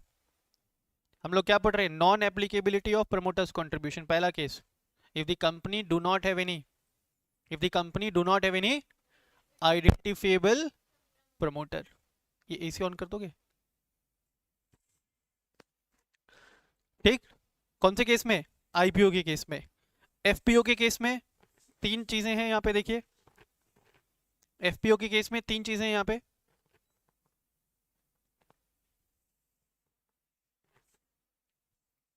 पहला, the requirement of minimum promoters contribution shall not apply in case if the issuer do not have any identifiable promoter और where the equity shares of the issuer are frequently traded on stock exchange for a period of at least 3 years immediately preceding the reference date. reference date का मतलब होता है date of filing letter of offer.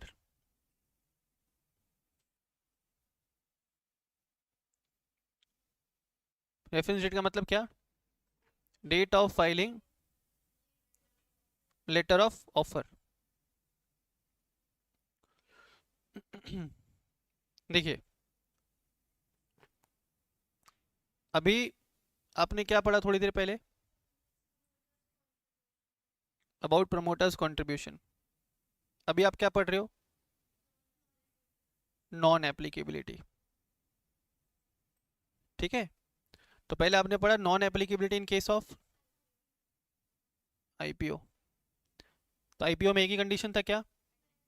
If the company do not have any identifiable promoter.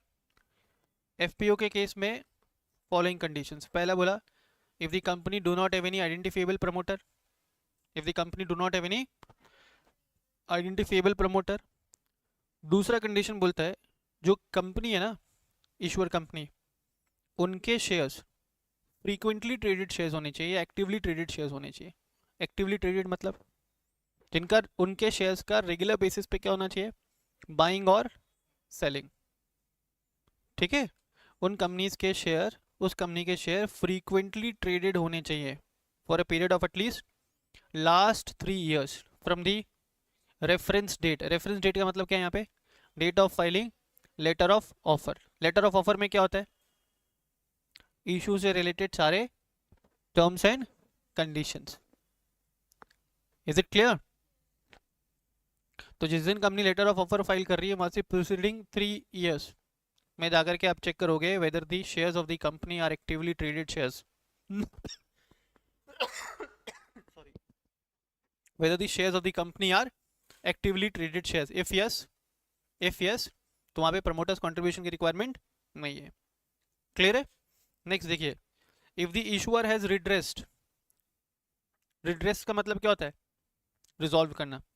ठीक है, if the issuer has redressed at least 95% of the complaint received from the investors till the end of quarter immediately preceding the month of the reference date. बोला company ने जिस महीने में letter of offer file किया था ना, ठीक है, कंपनी ने जिस महीने में लेटर ऑफ ऑफर फाइल किया था, किसको? सेबी को. ठीक है, समझना. एक साल में कितने क्वार्टर्स होते बताओ? 4 क्वार्टर्स होते. गुड. मान लो कि कंपनी ने लेटर ऑफ ऑफर फाइल किया है 20th October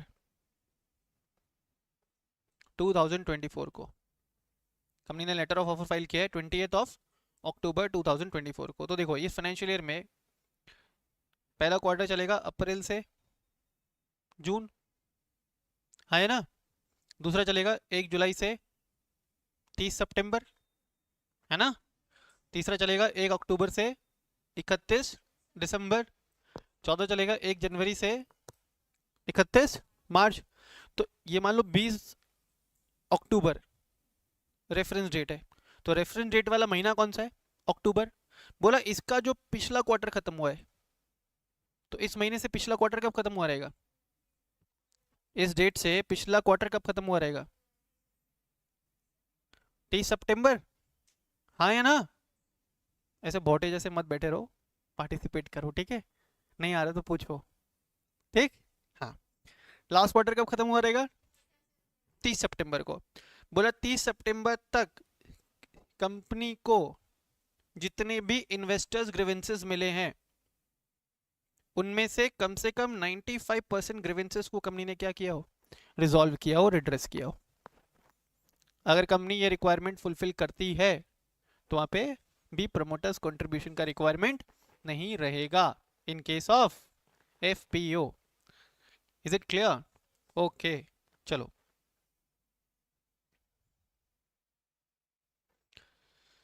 next, company the issuer has been in compliance with the SEBI LODR. ये बहुत एक इंपॉर्टेंट रेगुलेशन है, आपको जो पढ़ने को मिलेगा एलओएनडीआर करके। LODR stands for listing obligations and disclosure requirements.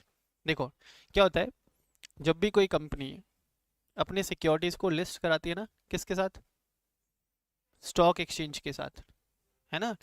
तो eight the time of getting their securities listed on any of the stock exchange, company enters into an agreement.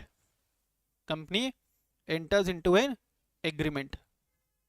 Is it clear? कि वो कुछ disclosures जो एलओएनडीआर में दिए हुए हैं, वो सारे डिस्क्लोजर्स कंपनी रेगुलर बेसिस पे क्या करेगी? स्टॉक एक्सचेंज को देगी, सेबी को देगी। So as to ensure, so as to, देखो एक कंपनी जितना ज़्यादा डिस्क्लोजर देगी उतना ज़्यादा क्या होगा? ट्रांसपेरेंसी होगा। और जितना ज़्यादा ट्रांसपेरेंसी होगा उतना कम चांसेस होगा that a company may get involved in any kind of fraudulent or manipulous business transactions.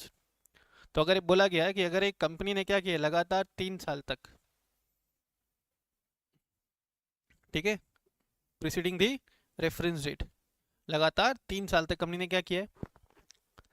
Company ने क्या किया है? एलओएनडीआर रेगुलेशंस का कंप्लायंसेस किया है, तो वो केस में भी मिनिमम प्रमोटर्स कंट्रीब्यूशन का रिक्वायरमेंट नहीं रहेगा।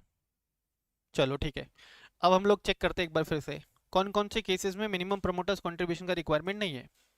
तो यहाँ पे तुम चेक करोगे in case of IPO as well as in case of FPO. In case of IPO if the company do not have any identifiable promoters. In case of FPO 3 conditions है, 3 situations है। पहला, if the company do not have any identifiable promoters. दूसरा, if the company has redressed at least 90% of the grievances, है ना, received till the end of quarter preceding the month of reference date. याद आ रहा है कुछ? और तीसरा, company has made compliance with SEBI LODR for a period of at least 3 years immediately preceding the reference date. ठीक है, कुछ समझ में आ रहा है? एलिजिबिलिटी कंडीशंस क्या क्या थे?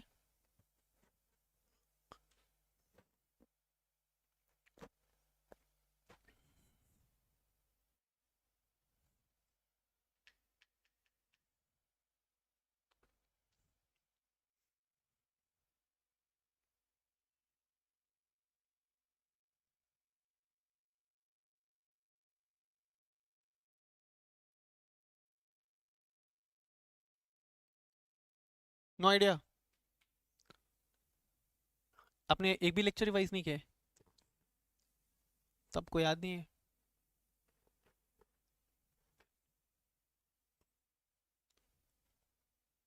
Things will become problematic.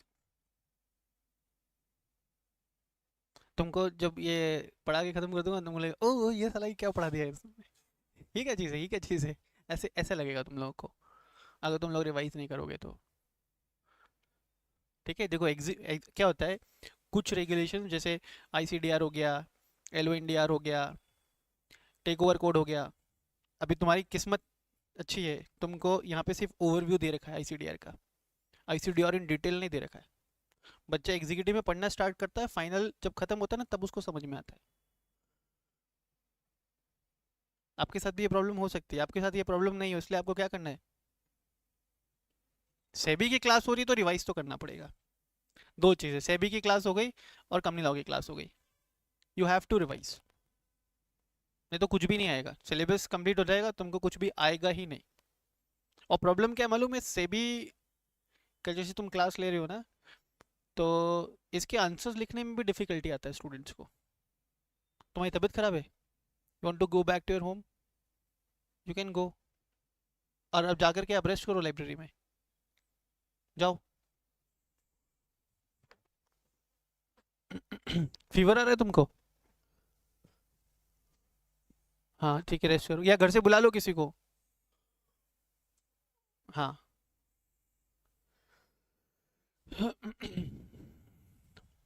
अब बैक ऑफिस में भी जाके रेस्ट कर सकते हो, ठीक है। हाँ मैं क्या बोल रहा था, तो प्लीज़ इंश्योर करना आधी क्लास के बाद में जाकर के जितना भी पढ़ा है ना आज के एंड तक पूरा रिवाइज करने का। खोपड़ी घूम जाएगा तुम लोग का नहीं तो। क्लियर? हाँ, देखिए नेक्स्ट तो अभी क्या पढ़ा आप लोगों ने? Promoters contribution. फिर आपने क्या पढ़ा? Non applicability of promoters contribution. ठीक है, आगे आओ। Promoters contribution in case of FPO, sir ने पहले बता दिया था। इन केस ऑफ एफपीओ कितना था, फिर 20% ऑफ द प्रपोज्ड इशू और 20% ऑफ पोस्ट इशू कैपिटल। फिर अगर कॉम्पोजिट इशू है तो 20% ऑफ द प्रपोज्ड इशू और 20% of post issue capital excluding the right issue element. ठीक है, आओ अब आगे बढ़ते हैं। Lock in requirements. Lock in requirements का पर्पस क्या है? देखो, तुमने बोला ऊपर वाले पैराग्राफ में प्रमोटर्स तुमको इतना पैसा लगाना पड़ेगा, तुम्हारे कहने पे प्रमोटर ने लगा दिया इन केस ऑफ आईपीओ और एफपीओ इज द केस में भी। लेकिन प्रमोटर था चालाक, तुमने ऊपर बोला था आईपीओ के टाइम पे पैसा लगाने के लिए, प्रमोटर ने पैसा लगाया, आईपीओ प्रोसेस ओवर हुआ, प्रमोटर ने अपना शेयर बेचा और कंपनी से निकल गया। ठीक, ऐसा ना हो। ऐसा देखो, इन्वेस्टर्स किसके भरोसे पैसा लगाते हैं? आज मैं तुमसे बोलता हूँ कि चलो ठीक है यार, तुम ना पैसा इन्वेस्ट करो, बोट कंपनी का नाम सुना है? BoAt, who is the managing director Aman Gupta, और अमन गुप्ता के साथ एक और बंदा है, उसका नाम भी नहीं सुना रहेगा तुम लोगों ने। Aman Gupta is I think को फाउंडर ऑफ द कंपनी। ठीक, तो तुम अगर मैं तुमको बोलता हूँ बोट कंपनी में पैसा लगाओ, तो तुम किसके भरोसे पे लगा रहे हो? अमन गुप्ता के भरोसे लगा रहे हो? आज तुमने पैसा लगाया, कल को पता चलता है कि अमन गुप्ता ही बाहर हो गया, what will happen? Share price will crash. मान लो तुमने आज 100 रुपये का शेयर खरीदा, शाम तक अमन गुप्ता जी ने रिजाइन कर दिया, कल वो 100 का प्राइस 40 पे आ गया, 60 रुपये का नुकसान किसको हुआ? तो promoters should not be allowed to make an exit in an easy manner. तो यहां बोला गया, देखिए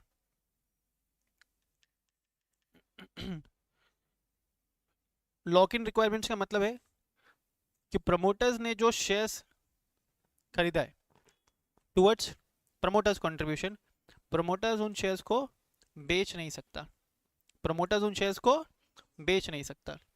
ठीक है, अब इसके अंदर था अमेंडमेंट, पहले रिक्वायरमेंट कुछ और हुआ करता था, अभी उसके अंदर अमेंडमेंट है, अमेंडमेंट। ठीक है, तो ये इंपॉर्टेंट भी हो जाता है आपके एग्जामिनेशन पर्सपेक्टिव से। ICDR when originally introduced, lock in requirements अलग हुआ करता था, अभी लॉक इन रिक्वायरमेंट्स बदल गया। अभी बिल्कुल ध्यान से पढ़ना है, समझना है। ठीक है, देखिए, in a public issue the specified securities. मुझे एक बात बताओ बेटा, इस रेगुलेशन के अंदर स्पेसिफाइड सिक्योरिटीज क्या है? इस रेगुलेशन के अंदर स्पेसिफाइड सिक्योरिटी है, पहला तो मेरा इक्विटी शेयर्स है ना, और दूसरा है कोई भी कन्वर्टेबल सिक्योरिटीज, दूसरा है क्या, कोई भी कन्वर्टेबल सिक्योरिटीज। ठीक है, देखिए, in a public issue the specified securities held by promoters shall be locked in for a period stipulated as under. Locked in का मतलब प्रमोटर्स को क्या नहीं कर सकता, बेच नहीं सकता। ठीक है, देखिए, the promoters contribution including contribution made by AIF. मुझे बताओ, एआईएफ कब कंट्रीब्यूट करेगा? जब प्रमोटर्स के पास पैसा कम पड़ेगा, तो 5 लोग मदद करने के लिए आएंगे। कौन कौन थे? AIF, schedule commercial bank, public financial institution, insurance company and foreign venture capital investor. ठीक है, क्या बोला? Promoters contribution including the contribution made by AIF और फॉरेन वेंचर कैपिटल इन्वेस्टर और शेड्यूल कमर्शियल बैंक और पीएफआई और insurance company which are registered with IRDA shall be logged in for a period of 18 months from the date of allotment in IPO or FPO. Is it clear? Is it clear? पहले login period कितना था? तो पहले login period था 3 years in case of IPO, 3 years था from the date of allotment or commercial production whichever is later. Now it has been amended, it has been changed. अभी कितना हो गया वो? 18 months. तो प्रमोटर्स कंट्रीब्यूशन पे lock in period कितना? 18 महीने, ऐसे समझो। प्रमोटर्स कंट्रीब्यूशन पे लॉक इन पीरियड कितना? However, login period shall be for 3 years in case of majority of the issue proceeds excluding the portion of offer for sale is proposed to be utilized for capital expenditure. देखो, normal case में promoters contribution के लिए locked in period है 18 महीने। कितना है? 18 महीने। लेकिन कंपनी अगर वो इशू प्रोसीड्स का मतलब शेयर्स इशू करके जो कंपनी ने पैसा उठाया ना लोगों से, अगर कंपनी वो पैसा यूज करने वाली है for meeting the capital expenditure. Sir इसका क्या मतलब होता है capital expenditure? For purchasing the assets, machinery, ठीक है, लैंड, बिल्डिंग। देखो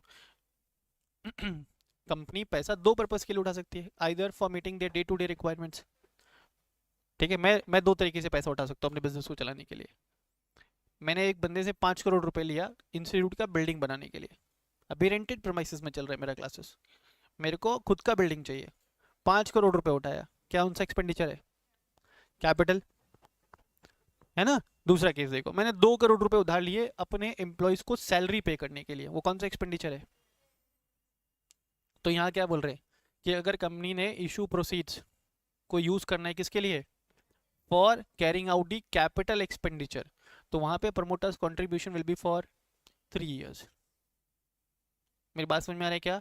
नॉर्मल केस में promoters contribution will be locked in for a period of 18 months। However company अगर वो पैसा यूज करने वाली है for meeting their capital expenditure, तो वहां पे लॉक्ड इन पीरियड रहेगा for a period of locked in period रहेगा for a period of 3 years। बताइए क्या यहाँ तक चीजें क्लियर है? देखिए आगे, कशिश लखानी, समझ में आ रहा है आपको?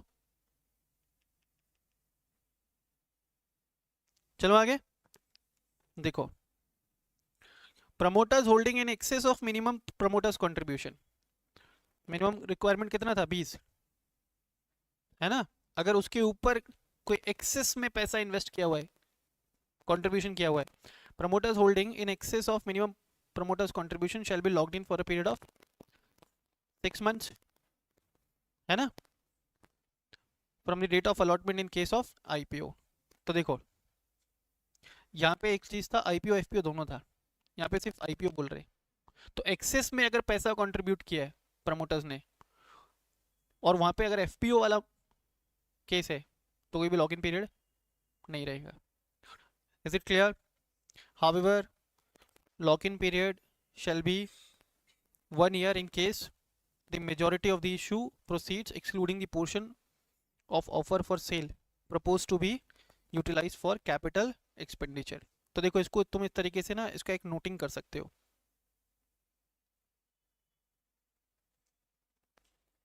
देखो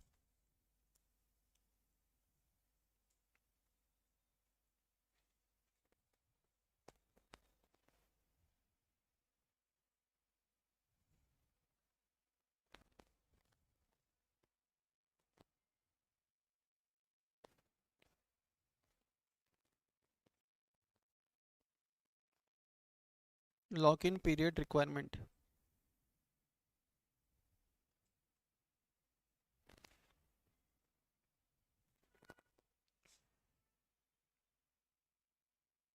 पहले मैं क्या डाल रहा हूँ?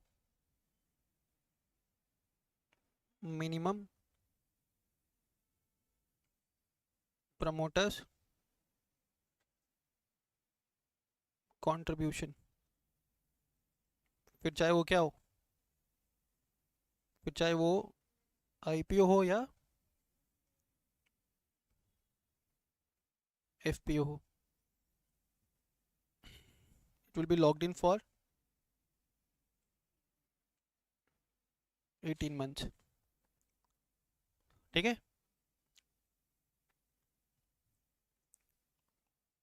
और कितना?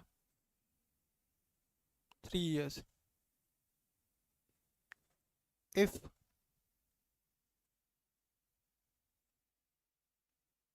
majority of issue proceeds is to be used for meeting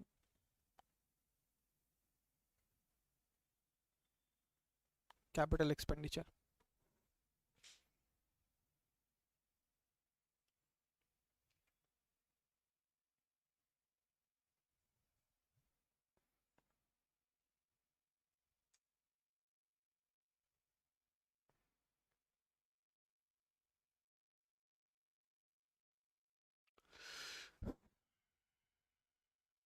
done. फिर इसका दूसरा पार्ट करेंगे।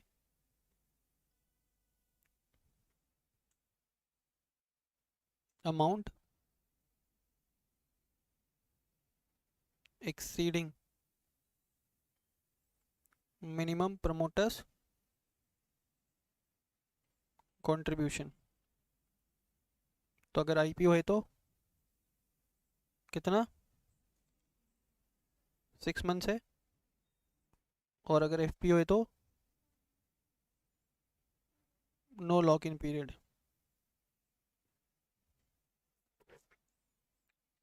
ठीक। हेलो। हाँ, यहाँ पे 6 मंथ्स का 1 ईयर हो जाएगा कब, if the amount is proposed to be used for commercial expenditure. If the amount is proposed to be used for commercial expenditure.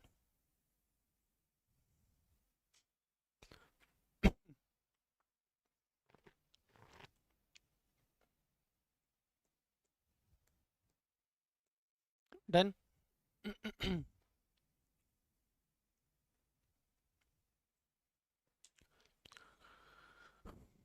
बोलो बोलो, चलो आगे देखो।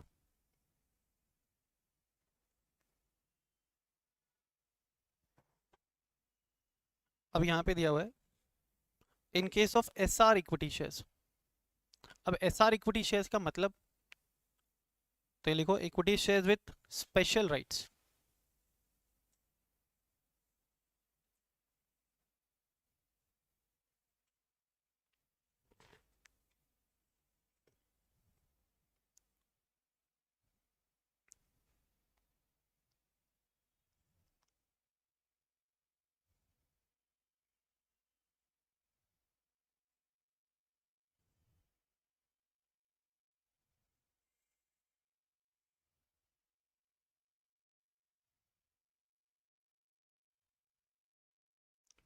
लिखा।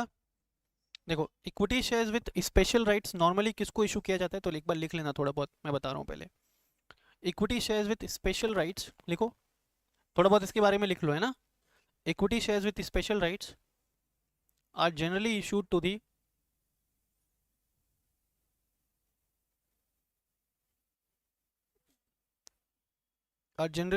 दी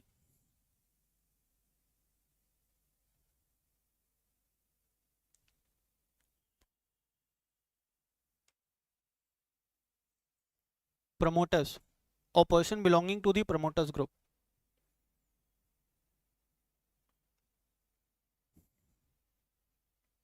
Promoters or person belonging to the promoters group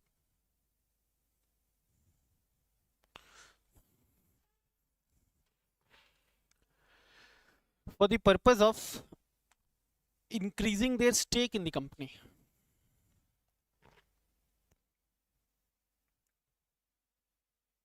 For the purpose of increasing their stake in the company. Hello, hello.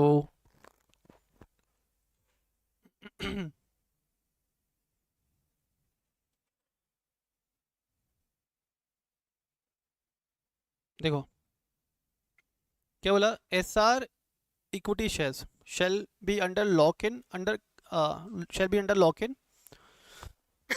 until conversion into equity shares having voting rights same as that of ordinary shares, or shall be locked in for a period specified above, whichever is later. Hello. In case of FPO, SR equity shares shall be under lock-in until their conversion to equity shares having voting rights same as that of ordinary shares, provided they are in compliance with the other provisions of this act. देखो अगर company ने SR with equity shares issue किया है, sorry SR equity shares issue किया हुआ है ना, eight the time of IPO. अगर कंपनी ने क्या इशू किया हुआ है, स्पेशल राइट्स इक्विटी शेयर्स, कौन से टाइम पे, eight the time of IPO, तो वो लॉक्ड इन रहेंगे जब तक कि वो कन्वर्ट नहीं हो जाते, जब तक कि वो कन्वर्ट नहीं हो जाते किसमें, इनटू ऑर्डिनरी इक्विटी शेयर्स। देखो ऑर्डिनरी इक्विटी शेयर्स क्या होता है समझना। ऑर्डिनरी इक्विटी शेयर्स का मतलब आप समझो कि एक शेयर पे आपको एक वोटिंग राइट्स मिलेगा। एसआर इक्विटी शेयर्स का मतलब हो सकता है कि एक शेयर पे आपको कितना भी वोट मिल सकता है। Normally SR equity shares company issue करता है प्रमोटर्स को ताकि उनका वोटिंग परसेंटेज कंपनी में बढ़ाया जा सके। मेरी बात समझ में आ रही है आपको? तो एसआर इक्विटी शेयर्स अगर कंपनी ने आईपीओ के टाइम पे इशू किया है तो दैट विल बी लॉक्ड इन। कब तक?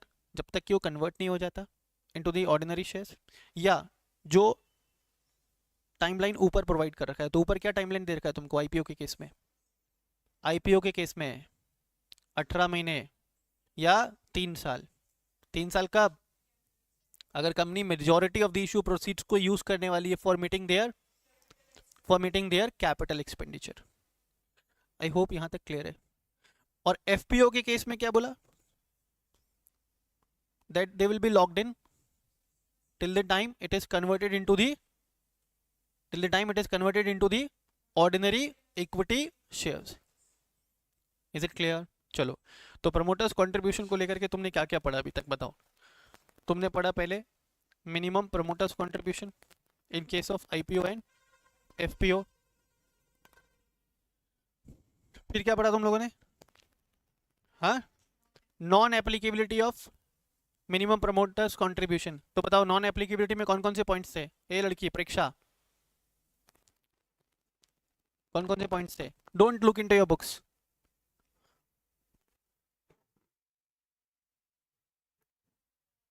प्रॉब्लम क्या है मालूम है? कि तुम फिजिकली प्रेजेंट हो।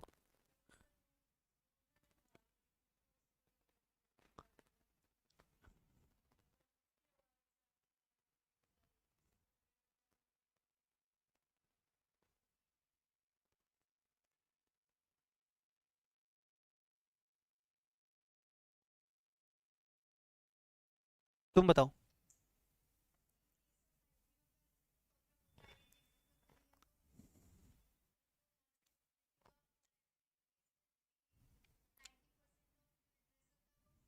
नाइन्टी परसेंट था? अभी तो तुमको पढ़ा है, तुम अभी भूल जाते हो यार। देखो 95% of the grievances must be redressed. कब तक? Up to the end of quarter preceding the month of reference date. एक और कंडीशन था।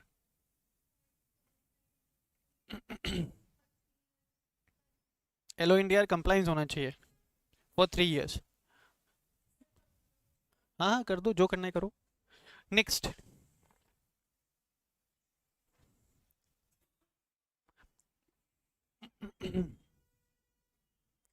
नेक्स्ट देखिए, securities held by person other than the promoters. Regulation number 17। Securities held by person other than the promoters. देखो यहाँ पे क्या बोल रहे हैं।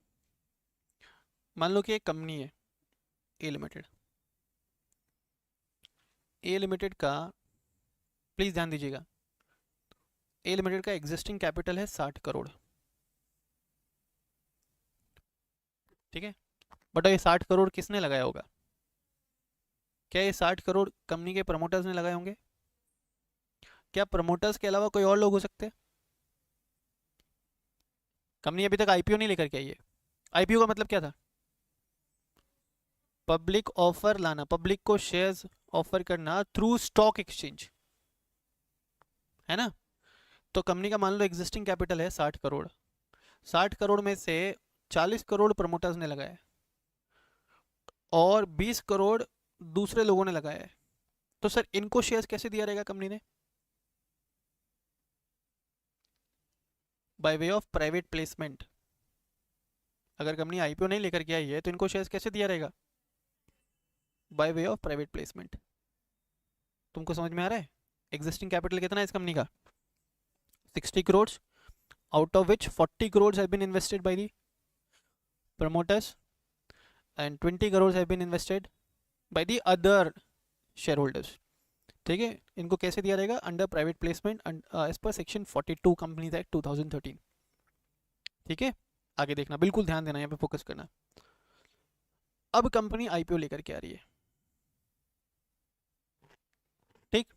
तो सर ऐसा भी तो हो सकता है, आपने प्रमोटर्स के ऊपर तो रिस्ट्रिक्शन लगा दिया था ऊपर वाले पैराग्राफ में, लॉक इन रिक्वायरमेंट लगा दिया था। सर ये लोग अगर कंपनी छोड़ के भाग गए तो आईपीओ लाने के बाद कुछ समय तक ना तो प्रमोटर भाग सकता है और ना ही भाग सकते हैं ये दूसरे मेंबर्स। आ रही बात समझ में? रेगुलेशन नंबर 17 यही बात करता है। देखिए रेगुलेशन नंबर 17 क्या बोला, the entire pre issue capital. अभी मेरे एग्जाम्पल में एंटायर प्री इशू कैपिटल कितना था बच्चों? Held by persons other than promoters. तो पर्सन्स अदर देन प्रमोटर्स ने कितना हेल्ड कर रखा है? 20 करोड़। शैल be locked in for a period of 6 months. Promoters के अलावा जिन्होंने भी प्री इशू टाइम पे शेयर होल्ड किया होता ना, उनके शेयर्स भी क्या हो जाएंगे? लॉक्ड इन हो जाएंगे for a period of 6 months. कहां से? From the date of allotment in the IPO. कोई दिक्कत यहाँ पे? कोई दिक्कत? हाउएवर ये जो 6 मंथ्स लॉक इन का जो रिक्वायरमेंट है वो इन 3 केसेस में एप्लीकेबल नहीं होगा।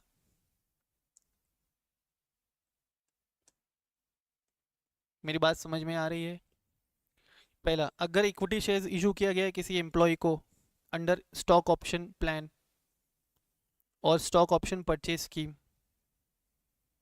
ठीक, अगर एम्प्लॉयज को शेयर्स इशू किया गया है अंडर ईसोप और ईएसपीएस, तो उन एम्प्लॉयज को 6 मंथ्स वाला जो लॉक इन पीरियड का रिक्वायरमेंट वो एप्लीकेबल नहीं होगा। तुम समझ रहे हो? देखो कंपनी जो है ना, a company can issue shares to their employees. दो रूट से अपने एम्प्लॉयज को कंपनी शेयर्स इशू कर सकती है। एक होता है डायरेक्ट रूट, जहाँ पे कंपनी सीधे मुंह जा करके बात कर ले किसके पास? एम्प्लॉयज़ के पास, ऑफर करे उनको shares at a predetermined price. Employee को लेना है तो लेगा, नहीं तो लेना है तो नहीं लेगा। और दूसरा होता है इनडायरेक्ट रूट। यहाँ पे क्या होता है, कंपनी एक ट्रस्ट को शेयर्स इशू करती है और वो जो ट्रस्ट है वो होल्ड करता है shares on behalf of their employees. मेरी बात समझ में आ रही है क्या? दो रूट है एम्प्लॉयज़ को शेयर्स देने का।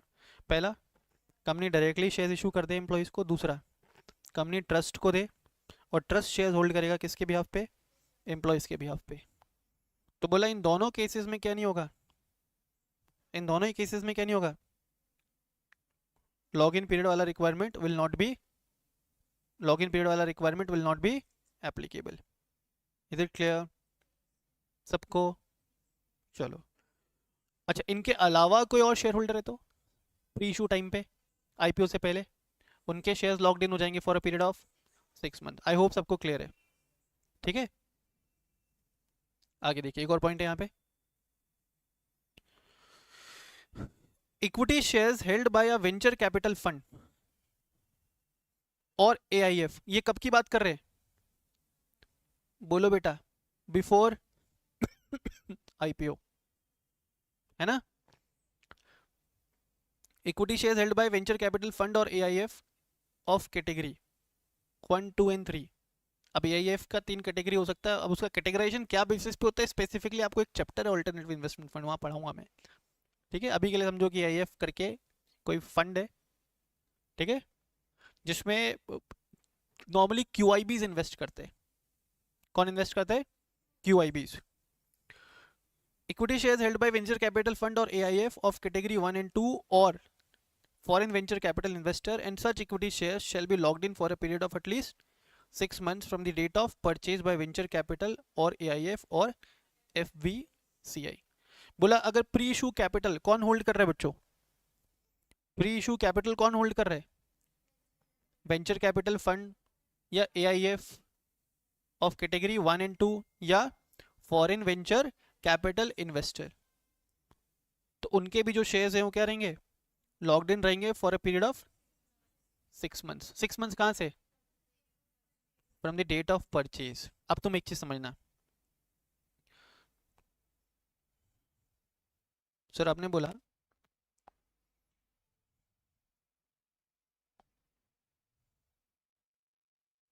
शेयर्स परचेज्ड, ठीक है, अब इस रेगुलेशन में हम लोग शेयर्स की भी बात कर रहे हैं और एक और किसकी बात कर रहे हैं, कन्वर्टेबल सिक्योरिटीज की भी तो बात कर रहे हैं हम लोग। इन रेगुलेशंस में किन किन की बात कर रहे हैं, shares as well as convertible securities, दोनों की बात कर रहे हैं। कन्वर्टेबल सिक्योरिटीज क्या बताया था मैंने, which can be converted into equity shares. ठीक है, देखो क्या बोल रहे हैं, कन्वर्टेबल सिक्योरिटीज या शेयर्स। ठीक है, परचेसेस या परचेस्ड बाय कौन कौन था, AIF, ठीक है, कैटेगरी 1 और 2। दूसरा venture capital, foreign capital venture capital investor. तीसरा कौन था,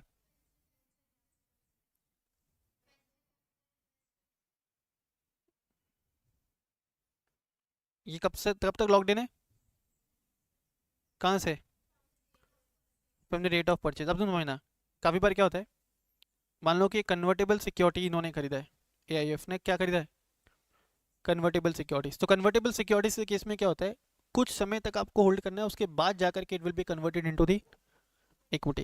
मेरी बात समझ में आ रहा है। तो मान लो कि AIF ने 20,000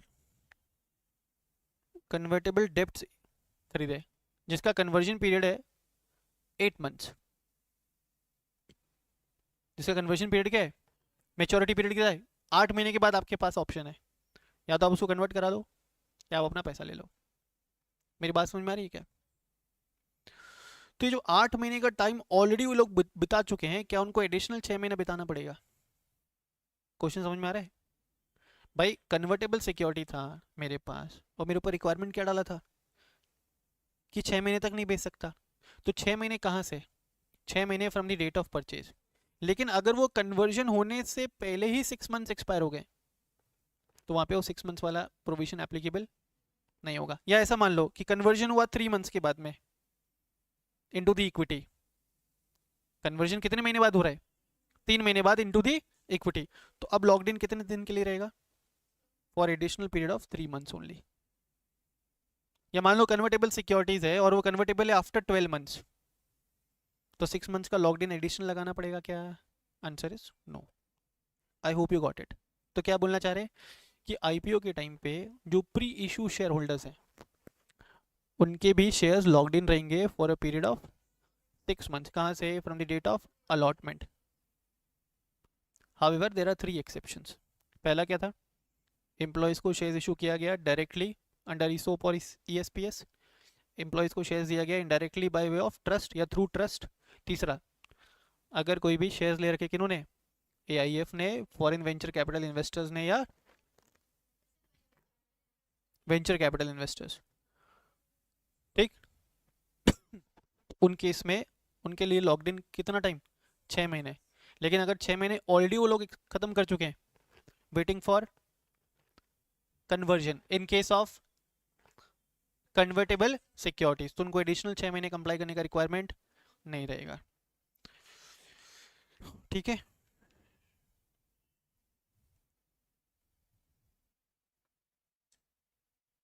अब प्रॉब्लम ये है कि इसमें और भी चीज़ें होनी चाहिए थी जो है नहीं तुम्हारे सिलेबस के अंदर। Securities in eligible for promoters contribution होना चाहिए था, जो आई थिंक नहीं है, क्योंकि आपको सिर्फ ओवरव्यू है ICDR का। तो मे बी इन फाइनल्स एक एडिशनल पैराग्राफ यहाँ पे आता है, securities in eligible for promoters contribution. Promoters contribution calculate करते करते कौन कौन से करते समय कौन कौन से सिक्योरिटीज को कंसिडर नहीं करते। However it is not given, तो if it is not given I will not teach and you will not study. Is it clear. तो ये प्रमोटर्स कंट्रीब्यूशंस तक की कहानी यहाँ पे खत्म हो जाती है।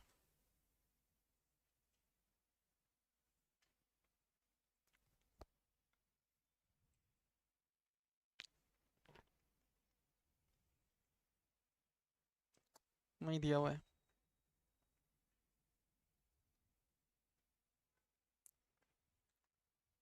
ओल्ड सिलेबस है किसी का तो ओल्ड सिलेबस में it is given, new syllabus में it is not given.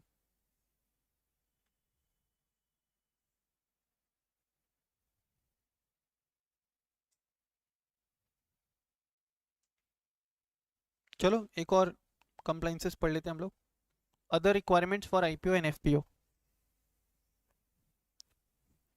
Other requirements for IPO and FPO. तो ये जनरल कंप्लाइंसेस हैं. ये क्या है बेटा? जो एप्लीकेबल होंगे in both the cases of IPO and FPO. पहला, ईश्वर को अपॉइंट करना पड़ेगा वन और मोर मर्चेंट बैंकर. ऑलरेडी मैं शायद पढ़ा चुका हूँ तुमको. जो रजिस्टर्ड होना चाहिए किसके पास? सेबी के साथ. ठीक है, एक से ज़्यादा मर्चेंट बैंकर है तो एक को अपॉइंट करना पड़ेगा as a lead manager. The issuer shall in consultation with the lead manager will appoint other intermediaries which are duly registered with SEBI after the lead manager have independently assessed the capability of other intermediaries to carry out their obligations. बोला lead manager को appoint किया या merchant banker को appoint किया, merchant banker से consult करके they will also appoint the other intermediaries which are required at the time of IPO और FPO. ठीक है. फिर अगर कंपनी बुक बिल्डिंग प्रोसेस के लिए जा रही है तो they will appoint syndicate members. Syndicate members कौन होते हैं? लिखो सिंडिकेट मेंबर्स के लिए. लिखिए syndicate members are the intermediaries.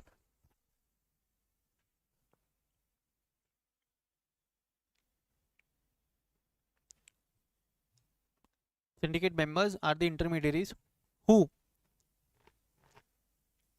help the issuer company in the IPO or FPO process.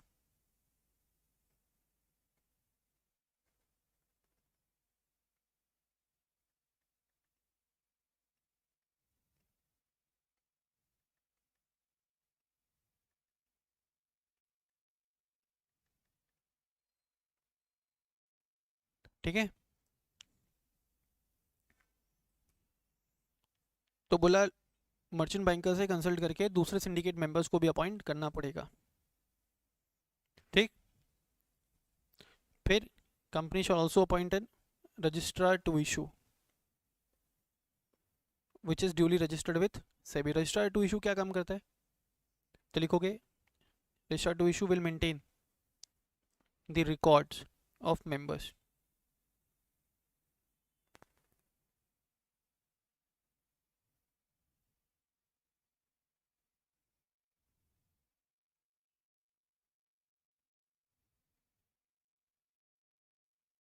Registrar to issue is also in one of the intermediary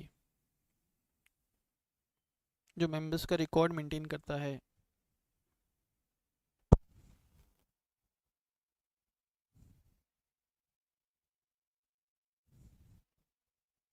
And they will also appoint a compliance officer.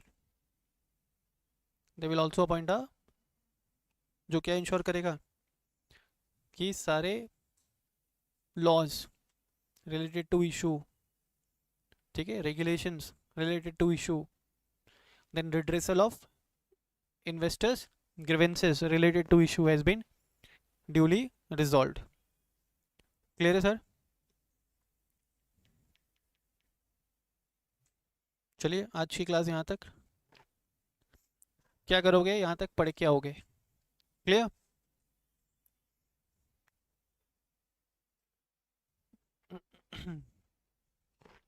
कल हम लोग एक बड़ी class लगाएंगे और most probably we will try to complete it.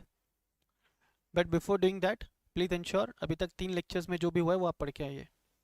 Clear with this? Okay, thank you so much.